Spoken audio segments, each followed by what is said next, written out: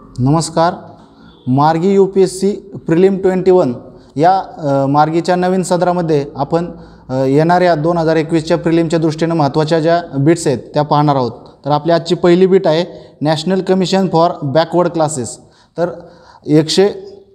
102व्या घटना दुरुस्तीने विशोधन अधिनियमानुसार भारताने 338B नुसार नॅशनल कमिशन फॉर बॅकवर्ड क्लासची स्थापना केलेली आहे. पण बॅकवर्ड क्लासचा जर कमिशनचा जर आपण इतिहास पाहायचा झाला तर साधारण 1950चं कालेलकर आयोग असेल किंवा 1970चं BP मंडल आयोग असेल. त्यानंतरनं 92ला इंदिरा साहनी खटल्यामध्ये सुप्रीम कोर्टाने अशा पद्धतीच्या ज्या तक्रारी त्यांचा निपटारा करण्यासाठी आयोग असावं या अनुषंगानं तशा पद्धतीचे एक स्थायी बॉडी स्थापन करण्यासाठी सुचवलं होतं. त्या अनुषंगानं भारत सरकारने 1993ला स्टॅच्युटरी दर्जा असलेलं national commission for backward class स्थापन केलं होतं. पण त्यानंतरनं 102व्या घटना दुरुस्तीने त्याला संविधानात्मक दर्जा देण्यात आला असून त्यानुसार आर्टिकल 338B हे भारतीय संविधानात समाविष्ट करण्यात आलेलं आहे. त्यानुसार मग जे सोशली आणि एज्युकेशनली बॅकवर्ड क्लास आहेत त्या संदर्भात ज्या शिफारसी करायच्या असतील त्या अनुषंगानं हे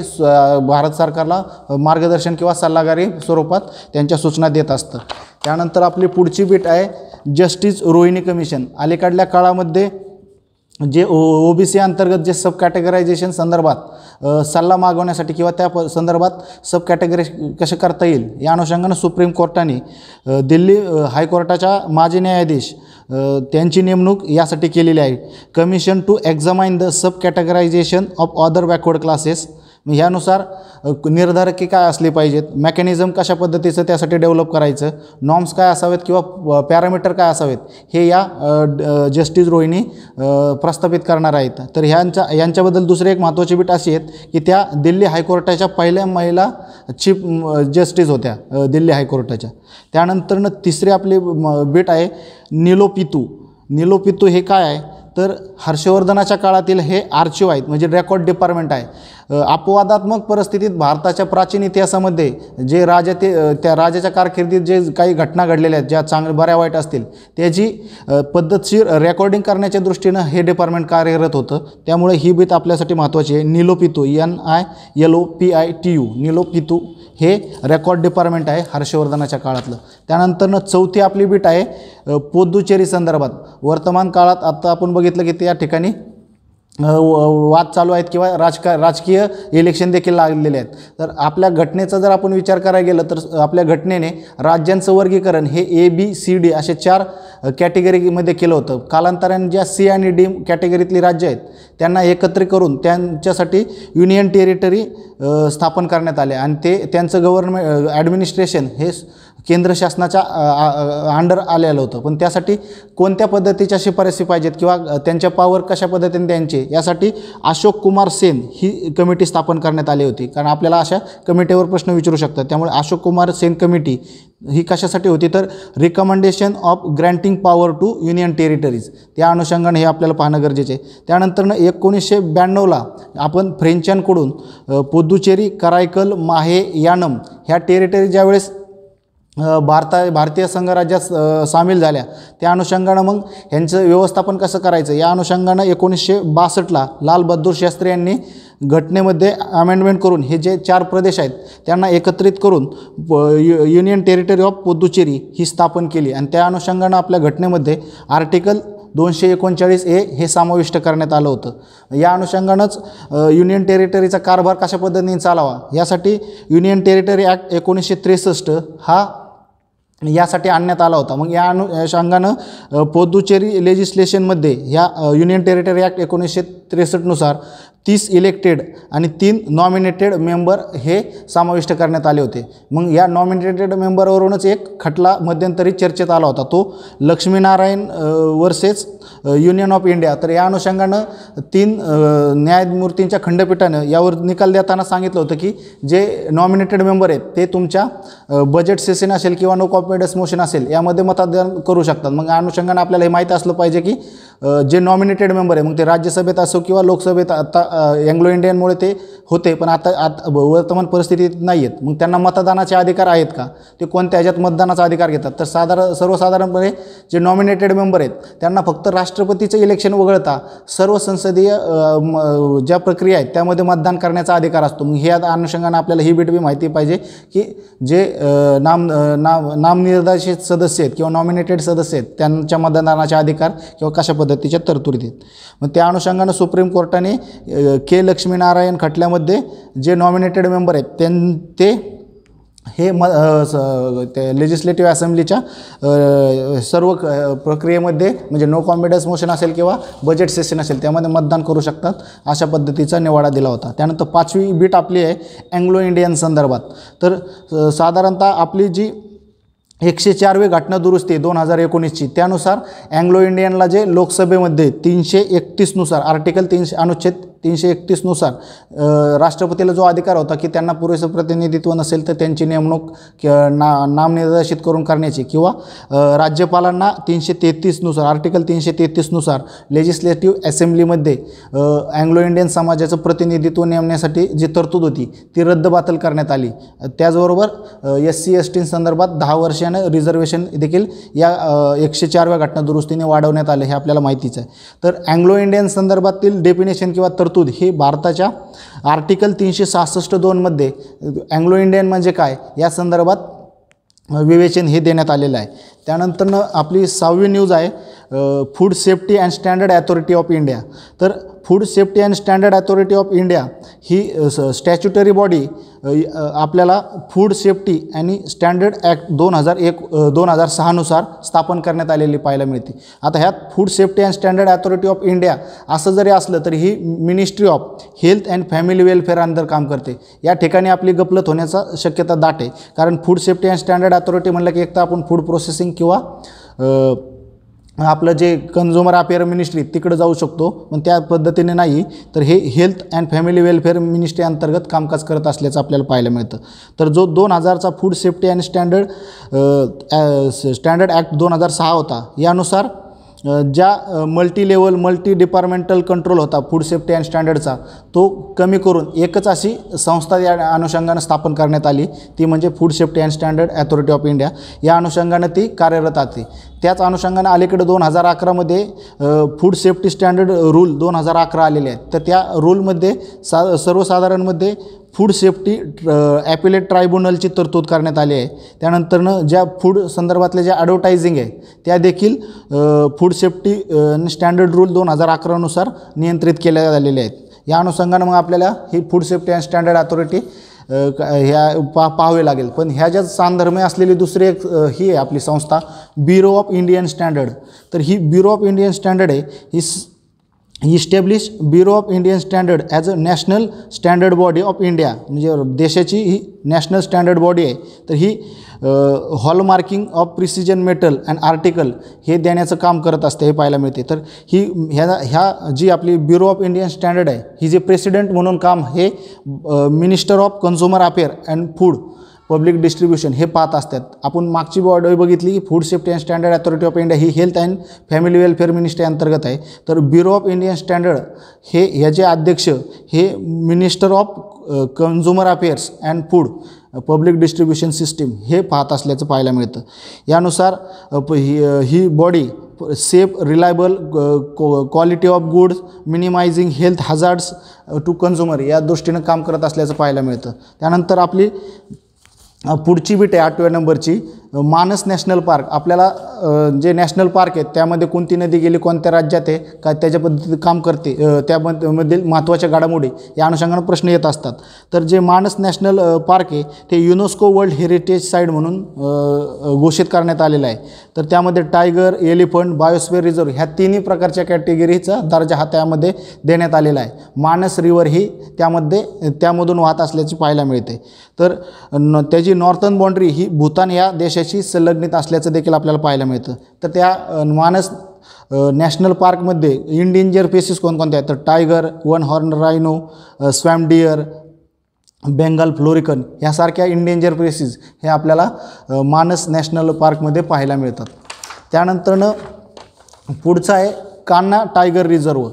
तर कान्हा 9व्या नंबरची बीट आहे आपली ती कान्हा टायगर रिझर्व. हे सेंट्रल इंडियामधलं लार्जेस्ट नॅशनल पार्क आहे. तर ह्या पार्कचं वैशिष्ट्य असं आहे की बेस्ट नोन फॉर इट्स इव्हरग्रीन साल फॉरेस्ट, कारण आपल्याला ते नॅशनल पार्कचा क्लायमॅटिक एरिया किंवा त्याच्यातलं फॉरेस्टचे टाईप कोणता अशा पद्धतीचे प्रश्न आपल्याला विचारून झाले. त्यामुळं इव्हरग्रीन साल फॉरेस्ट ही बीट आपल्याला लक्षात घेणं गरजेचं आहे.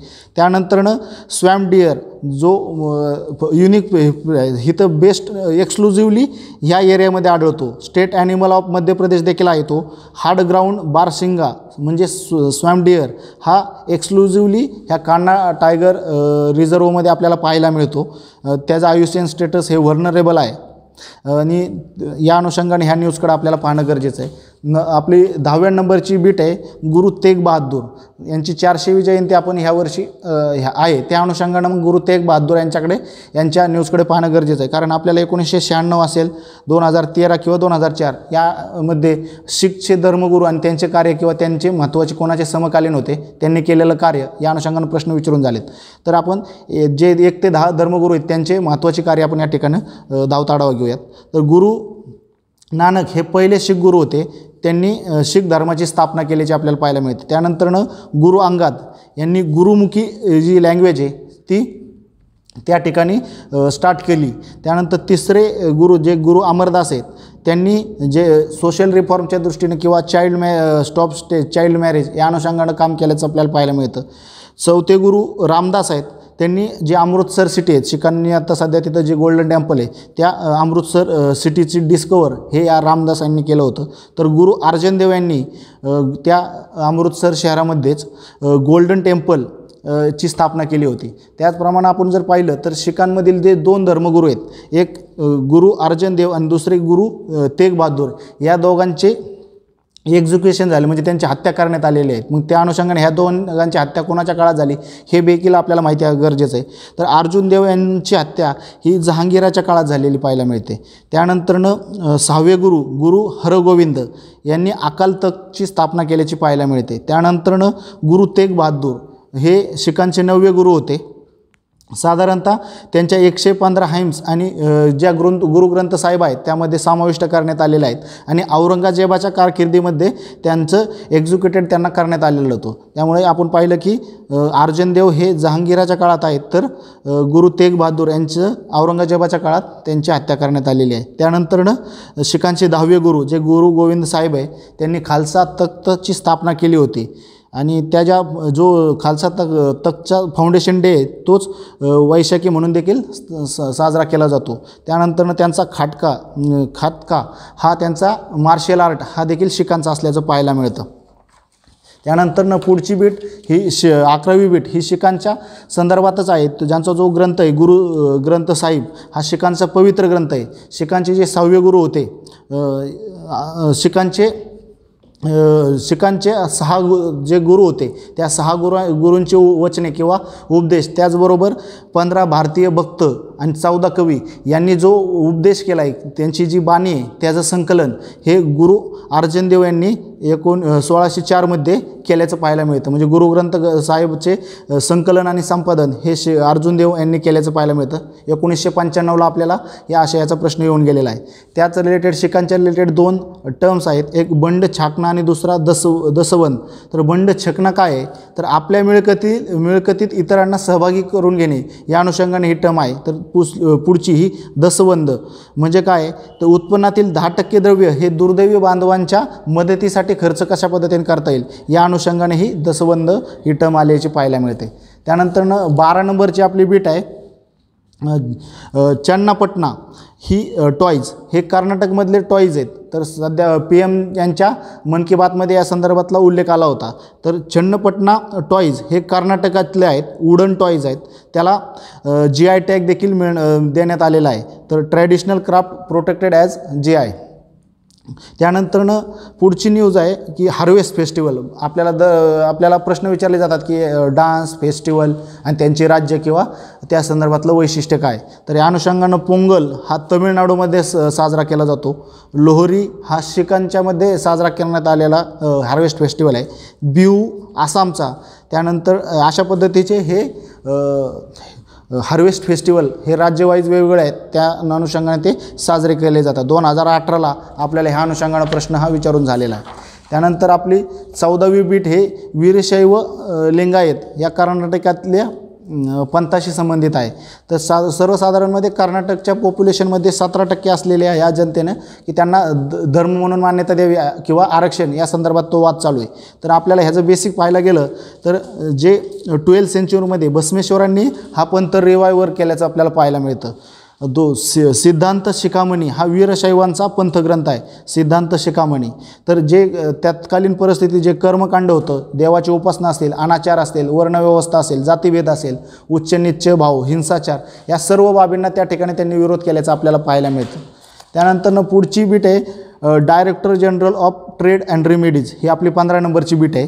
तर यामध्ये ही जी director general of trade and remedies आहे तो आपल्या ministry of commerce and industry ह्या अंतर्गत काम करत असल्याचं पाहायला मिळतं. ही अपेक्स नॅशनल नोडल ॲथॉरिटी आहे जी ट्रेड रेमेडीज रिलेटेड मेजर्स घेत असते. आपल्याला माहितीच आहे की अँटी डम्पिंग, सेफगार्ड ड्युटीज यांसारख्या ज्या आपण दुसऱ्या देशांच्या माल आपल्या भारतात हे आते स्वस्तात विकला जाऊ नये किंवा आपल्या स्थानिक बाजारपेठेला ते हार्म करणार नाही या अनुषंगाने जे आपण मेजर्स घेतो त्या संदर्भातला जो निवाडा आहे तो director general of trade remedies करत असल्याचं आपल्याला पाहायला मिळतं.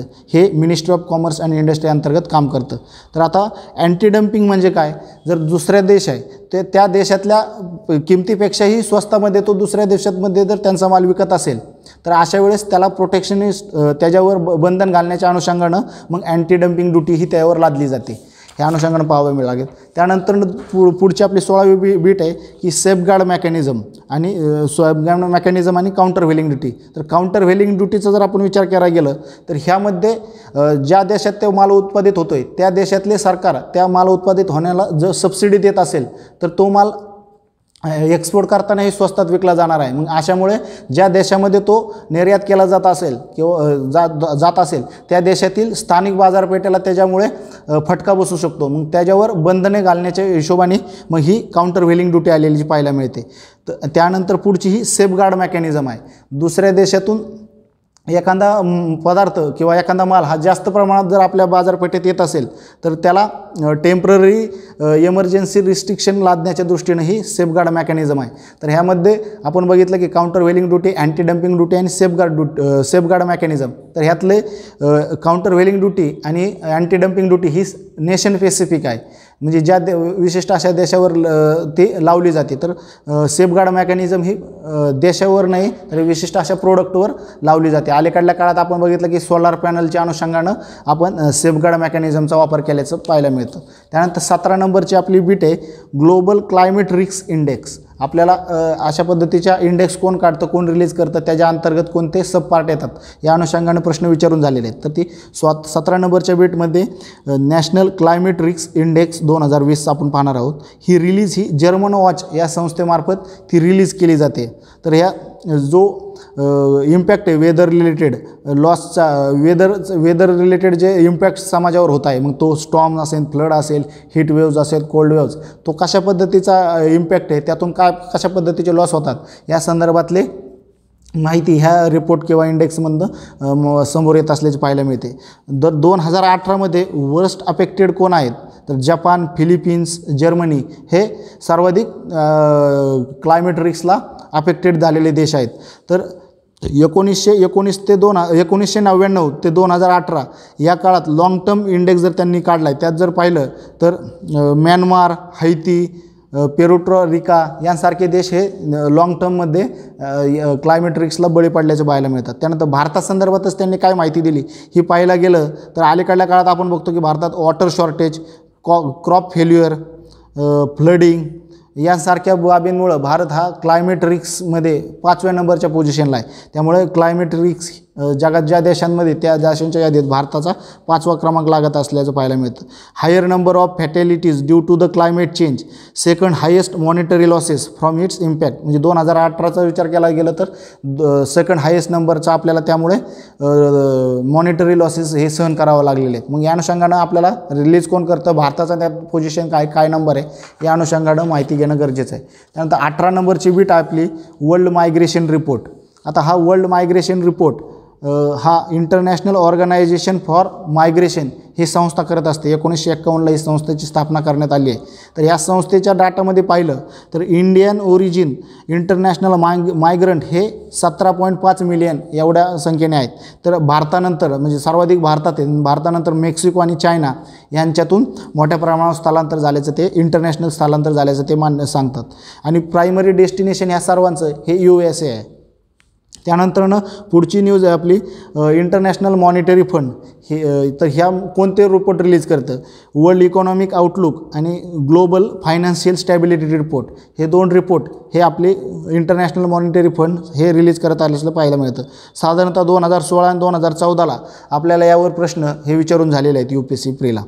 त्यानंतर आपण बघितलं की इंटरनॅशनल ऑर्गनायझेशन ऑफ मायग्रेशन ही 1951ला स्थापन झालेली ग्लोबल मायग्रेशन ही संस्था आहे. तर हिने 2018 साली ग्लोबल मायग्रेशन इंडिकेटर देखील रिलीज केलेले आहेत. मग ते देखील आपल्याला माहीत असणं गरजेचं आहे. 173 सदस्य असलेल्या या body promote international cooperation in migration issue, assist to search practical solution म्हणजे मायग्रेशन संदर्भातील जे प्रॅक्टिकल सोल्युशन आहे त्यासाठी मदत करण्याच्या दृष्टीने ती कार्यरत राहते. त्यानंतर 20 नंबरची आपली बीट आहे अजित सिंग. तर अलीकडं पगडी समाल जट्टा ह्या आंदोलन हे शेतकरी प्रोटेस्टमुळे चर्चेत आलं. तर त्याचं जे नेतृत्व होतं ते अजित सिंग यांनी केलं होतं. तर अजित सिंग यांच्या जर एकंदरीत ह्याचा जीवनाचा आढावा घेतला तर त्यांची जी ऑटोबायोग्राफी आहे बुरीड अलिव्ह तर ही आपल्याला माहीत असणं गरजेचं, कारण आपल्याला 2007 असेल किंवा 2018 असेल तर मॅच द पेअर असेल किंवा अशा पद्धतीच्या ऑटोबायोग्राफी असतील किंवा त्यांनी लिखाण केलेलं साहित्य असेल या संदर्भातले प्रश्न हे येऊन गेलेले आहेत. तर साधारणतः त्यांनी जे आंदोलन केलं होतं त्यामुळे त्यांना एक्साईल करण्यात आलं होतं. बर्माच्या मंडाले तुरुंगातमध्ये त्यांना तुरुंगवास भोगावा लागला होता. त्यानंतर त्यांची सुटका झाल्यानंतरही ते ज्यावेळेस माघारी आले होते त्यावेळेस त्यांना त्यांच्या कार्य करण्याच्या हिशोबाने ते सुफी अम्मा प्रसाद यांच्यासोबत ते 38 वर्ष हे इराणमध्ये राहून आपल्या स्वातंत्र्य आंदोलनाला अप्रत्यक्षरित्या किंवा बाह्य देशातून कसा पाठिंबा देता येईल किंवा काय करता येईल यासाठी त्यांनी प्रयत्न केल्याचं पाहायला मिळतं. ते 1918ला त्यांचा गद्दर पार्टीशी सन फ्रान्सिस्कोची होती तिच्याशी संबंध आल्याचं पाहायला मिळतं. त्यानंतर आणि अशा पद्धतीचं त्यांचे कार्य होतं. त्यानंतर आपली 21 नंबरची बीट ही जे आपण मिशन जे मार्स 2020चं मिशन आहे नासाचं रोवर नेम पर्सिवरन्स या जे आपण आपल्या मागच्या बीटमध्ये आढावा घेतलाच आहे पण एक टर्म्स वेगळी ती आपण या ठिकाणी पाहणार आहोत. तर जी इंजेन्युटी ड्रोन हा इंजिनिटी ड्रोन काय आहे तर इट इज अ जे अशा पद्धतीचा ड्रोन किंवा हेलिकॉप्टर हे मार्समध्ये उडणार आहे. तर अशा पद्धतीचं दुसऱ्या ग्रहावर अनादर वर्ल्डवर अशा पद्धतीचा हा पहिलाच प्रयोग होणार आहे. तर आपल्याला विचारलं तर इंजिनिटी ड्रोन हा कशा संदर्भात आहे तर ज्या पर्सिवरन्स मिशन मार्फत जो ड्रोन तिथे सोडला आहे तो मार्सवर प्रथमतःच उड्डाण करणार आहे किंवा पृथ्वीवर सोडून बाहेरच्या जगामध्ये अशा पद्धतीचा हा पहिला प्रयोग असणार आहे. त्यामुळे तो माहिती आपल्याला असणं गरजेचं आहे. तर अशा पद्धतीच्या हा आपल्या 21 बीट या ठिकाणी झालेल्या आहेत. अशाच पद्धतीच्या बीट घेऊन आपण पुन्हा भेटूयात. तुर्तास थँक्यू.